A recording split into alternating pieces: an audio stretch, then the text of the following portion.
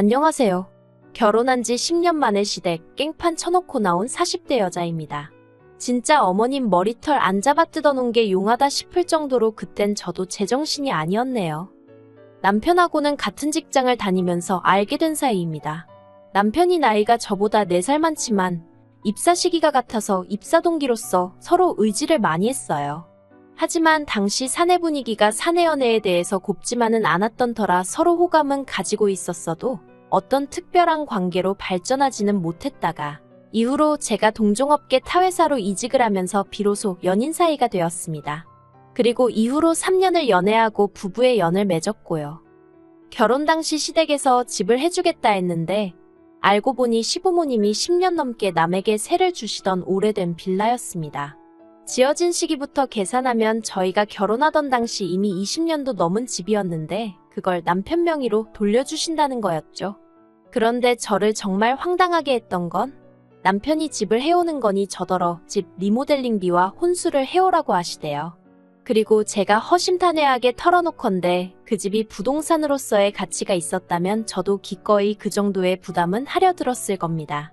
하지만 솔직히 표현하건대 거저줘도 안 살고 싶을 만큼 낡을 대로 낡은 집이었거든요. 그래서 그렇게는 못하겠고 그 집을 받는 것도 싫다고 했네요. 그리고 지금 생각해보면 차라리 결혼을 엎어버리는 것도 방법이라면 방법이었을 텐데 그때 당시에는 남편이나 저나 서로 좋아 죽고 못 사는 사이였던지라 그런 생각은 못했어요. 그나마 다행히 그런 저희를 안쓰럽게 여기신 친정아버지가 2억 보태주시고 이후로 제 명의로 7천만 원 대출받아서 브랜드는 아니어도 서울에 있는 24평짜리 아파트를 하나 샀네요. 그리고 남편이 가지고 있던 4천만 원으로 혼수를 장만했고 제가 모아뒀던 3천만 원은 친정 부모님께 드렸습니다. 숫자로만 따지자면 이 돈이 있으니 대출을 덜 받는 것도 방법이었지만 당시에는 이자가 그렇게 비싸지 않았고 2억이라는 큰 돈을 지원해 주신 친정 부모님에게 나름대로 감사 표현을 하고 싶었기 때문에 대출은 대출이고 드리는 돈은 드리는 돈이라고 계산을 했던 거죠. 아무튼 그렇게 나름의 우여곡절을 견뎌내고 신혼생활을 시작했습니다.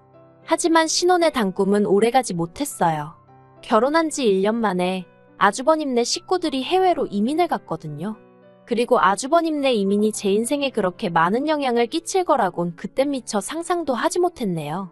시작은 아주버님네가 이민을 떠난 직후 시부모님이 저희 동네로 이사를 오시면서 시작되었어요. 이사를 오신 이유는 그래도 자식 하나는 옆에 둬야 필요할 때 써먹을 거 아니냐는 거였죠.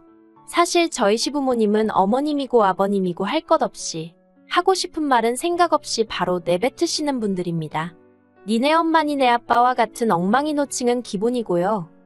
며느리인 저를 부르실 때도 야, 너 이것도 기본이에요. 남편한테도 걸핏하면 이 자식 저 자식 하다못해 동네 식당을 가서도 사장님이라던가 좀 좋게 부를 수도 있잖아요. 근데 아줌마, 거기 할머니. 오죽하면 제가 어머님 아버님은 어떻게 하면 상대의 기분을 망칠까 매일 그 고민을 하시는 분들 같다고 남편한테 말했을 정도였네요. 하지만 시부모님의 문제는 이게 다가 아니었어요. 저와 남편을 힘들게 한 결정적인 이유는 따로 있었죠. 그건 바로 저희를 무슨 당신들 몸종 부리듯 하셨다는 거예요. 아주버님네가 이민을 떠났더네 저는 눈에 넣어도 아프지 않을 지금의 딸아이를 가졌습니다. 그리고 솔직히 시부모님이 걸어서 10분 거리에 살고 계셨으니 저는 어머님에게 약간의 도움을 받고 싶었어요. 지금이야 출산휴가니 육아휴직이니 워낙에 잘 되어 있지만 제가 딸아이를 가졌을 때만 하더라도 그게 적어도 회사 내에서는 어지간히 눈치를 봐야 하는 일 중 하나였으니까요. 그런데 어머님은 조금도 저희를 도와주실 생각이 없으셨어요. 오히려 제가 입덧으로 고생을 하는 와중에도 어머님이 저희 집에서 당신 생일 파티를 준비하라며 고추 잡채다 뭐다 온갖 음식을 만들라 시키시질 않나. 아버님은 날 더우니 저더러 콩국수를 만들어라. 세탁소는 비싸니 직접 당신 바짓단을 고쳐라. 정말 너무 힘들게 하시대요. 그리고 그때만 하더라도 시집 온 지 얼마 되지 않은 데다가 저희 친정어머니도 친할머니를 오랫동안 모시면서 시집살이를 호되게 하셨거든요. 그래서 저는 그렇게 살지 말아야지 했는데도 저도 모르게 보고 배웠던 건지 시부모님의 그런 말씀을 거역하는 게 쉽지가 않았어요. 그래서 남편한테 말 한마디 제대로 못하고 혼자 우국거리고 눈물 삼켜가며 맞벌이하는 와중에 생고생을 하다가 결국 친정부모님한테 엉엉 울면서 애고모고 다 포기하고 싶다며 그간의 일을 털어놓았거든요. 그랬더니 이제 상황 파악을 하신 친정아버지가 남편을 불러서 이렇게 고생시킬 거면 그냥 이혼하라고 하셨습니다. 그리고 친정아버지의 불호령을 듣고 남편은 자기는 정말 아무것도 몰랐다면서 죄송하다고 정말 저희 친정부모님께 손이 발이 되게 빌더니 제 앞에서도 무릎을 꿇고 엉엉 우는 거예요. 그래서 결국 처음이자 마지막으로 봐주겠다 했어요. 어쨌든 뱃속에 아이가 있었으니 저도 솔직히 이혼할 엄두가 안 나기도 했고요. 하지만 이후로도 남편은 솔직히 말해서 아주 든든한 방패가 되어주진 못했습니다. 그리고 그건 제가 지켜보기에 오랫동안 시부모님이 남편을 길들여온 방식에서 비롯된 것 같았죠. 저희 어머님 아버님은 소위 장남바라기셨거든요. 그래서 어려서부터 매사 아주버님에게 훨씬 많은 지원이 있었다대요. 저희 아주버님은 한국에서 대기업을 다니다 아이 교육 문제 때문에 이민을 갔어요. 그리고 거기에 수반되는 비용의 대부분을 시부모님께서 대주신 걸로 압니다. 그런데 솔직히 저는 이 사실을 알고 한동안 배신감이라고 해야 할지 실망감이라고 해야 할지 아무튼 알 수 없는 기분 나쁨에 시부모님을 마주하기가 쉽지 않았어요. 왜냐하면 제가 앞서 잠시 언급했듯이 저와 남편이 결혼할 때는 정말 다 쓰러져가는 허름한 빌라를 무슨 집이랍시고 주신다면서 얼마나 생색을 내셨는데요.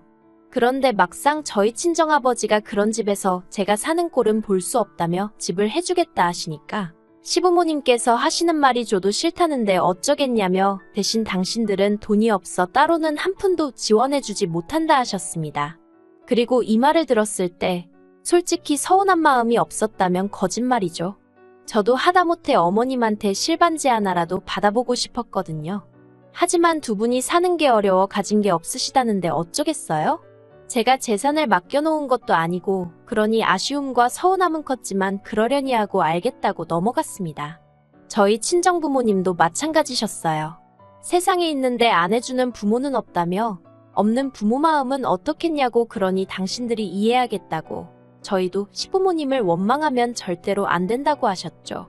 그런데 1년 만에 아주버님이 이민을 가겠다 하니까 있던 집도 팔아서 목돈을 해주고 대신 굳은 일에는 저희를 부려먹으시려고 저희 동네로 오신 거더라고요.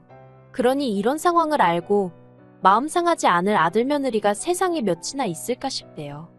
아무튼 그렇게 아주버님네와 저희에 대한 차별은 노골적이셨는데 그럼에도 불구하고 남편은 어머님 아버님의 부탁이라면 쉽게 거절하지 못하더라고요. 다만 저희 친정아버지와 한 약속이 있으니 제목까지 자기가 커버하느라 정신이 없었죠. 그리고 남편 혼자 고군분투하는 걸 보고 있으니 제 마음이 좋지 않아 결국 저도 또다시 어머님 아버님의 몸종 아닌 몸종 노릇을 하게 되었고요. 그렇게 정신없이 10년을 살았습니다. 그리고 그나마 다행히 세월의 힘이라고 해야 할지 저도 최근에 들어서는 어머님 아버님께 때로는 그게 아니다, 싫다, 못한다 정도는 말할 수 있게 되었었네요.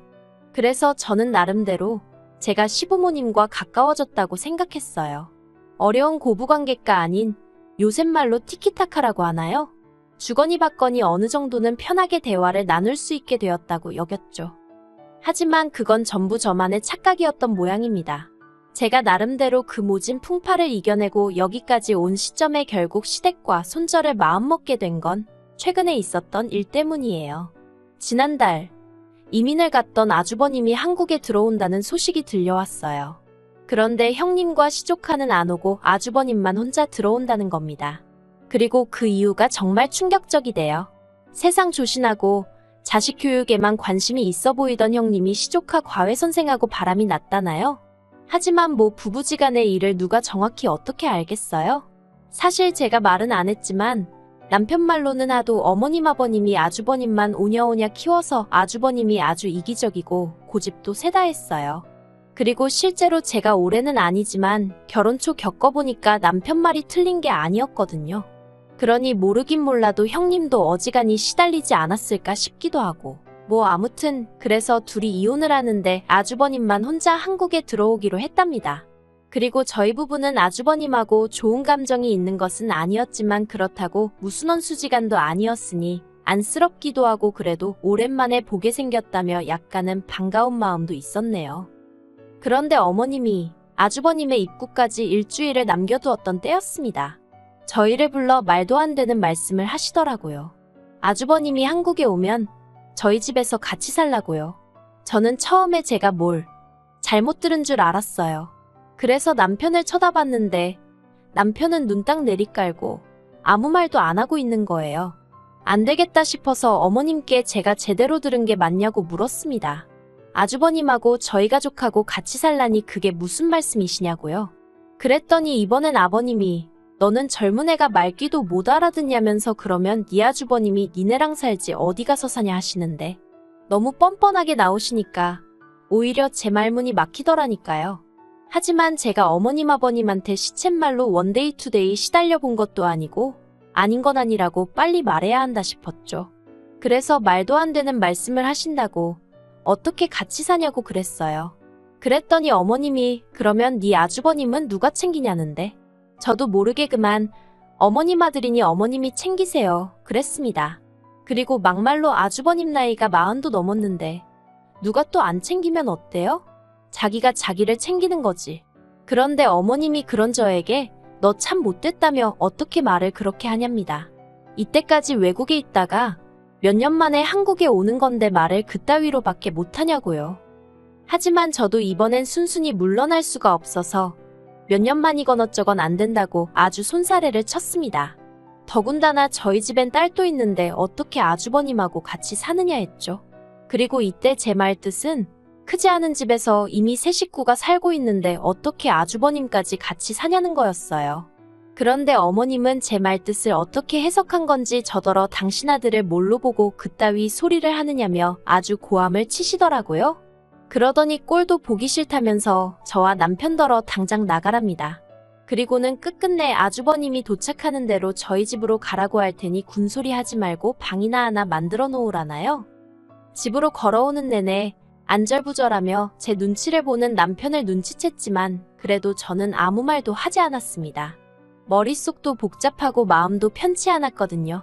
어머님 아버님이 화를 내셔서가 아니라 곰곰이 생각해보니 그런 헛소리가 오가는 와중에 남편이란 작자가 가운데서 눈치만 보고 있던 게 자꾸 떠올라서요. 그런데 집에 도착하고 2시간쯤 흘렀을까. 남편이 안방으로 들어오더니 저에게 말을 걸대요. 그리고 기껏 한다는 소리가 자기 부모님이 얼마나 상황이 속상하고 답답하면 그런 말씀을 하셨겠느냐고. 그러니까 자기 형이 한국에서 직장 잡고 살 곳을 마련할 때까지만이라도 같이 살면 안 되겠냐는 거예요. 형제로서 그 정도는 해주고 싶다면서요. 그러면서 정말 미안하다고 하는데 진짜 가슴이 답답하면서 이를 어쩌나 싶대요. 그리고는 남편이 한다는 말이 만약에 처남한테 이런 일이 생겼으면 자기는 무조건 데리고 있자고 했을 거랍니다. 저희 부모님이 뭘 하시건 간에 자기가 자처해서 같이 지내겠다고 했을 거라고요.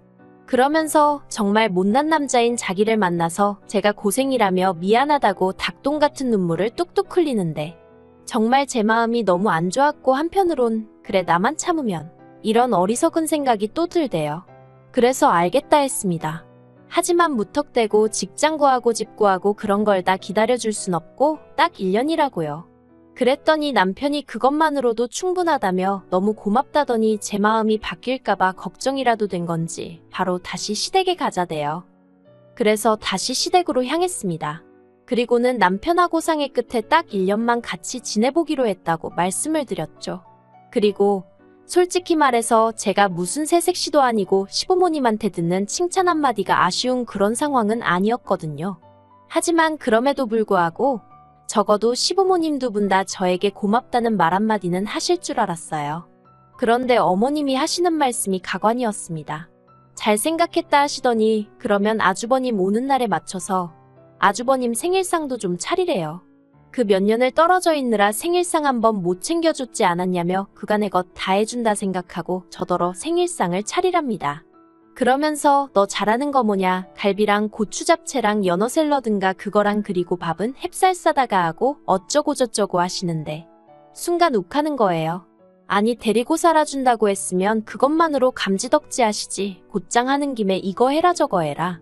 아차 싶고 역시나 싶고 내가 하마터면 큰 실수를 할 뻔했구나 싶은 게 그래서 어머님더러 제가 스톱 이랬습니다. 제가 잠깐 미쳤던 것 같다고 아무래도 아주버님하고는 못 살겠다고요. 그리고는 뒤도 안 돌아보고 시댁에서 나왔습니다.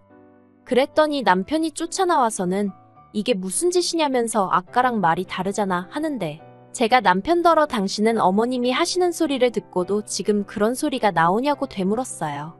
고마워할 줄을 모르고 아주 바라는 것만 많다고요.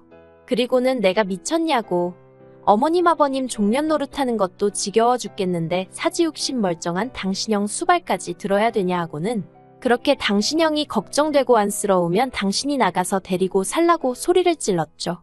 그런데 그렇게 해도 분이 안 풀리는 거예요. 그래서 다시 시댁으로 쫓아가서는 냉장고에 제가 해서 채워놓은 반찬이고 뭐고 다 끄집어냈어요. 막 그때는 정말 제가 생각해도 미친 엑스 마냥 분이 안 풀려서 닥치는 대로 쓰레기통에 처박고 그러다 현관을 나오는데 제가 사드린 어머님 아버님 신발이 눈에 띄대요. 그래서 그것도 그냥 발로 냅다 걷어차버렸습니다. 그리고는 씩씩거리면서 남편더러 너도 내 집 들어오지마 했네요.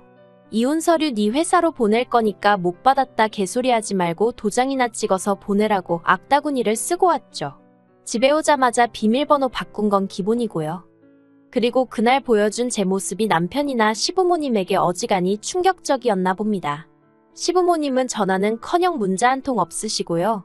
남편만 저더러 이제 좀 풀렸냐 괜찮냐 우리 밖에서 얘기 좀 하자 이러고 연락이 오는데 안 볼 거예요. 서류 보냈는데 제때 대꾸 없으면 소송을 걸어서라도 이 지겨운 관계 끝장내버릴 생각입니다. 딸아이한테는 저도 엄만데 왜 미안한 마음이 없겠어요?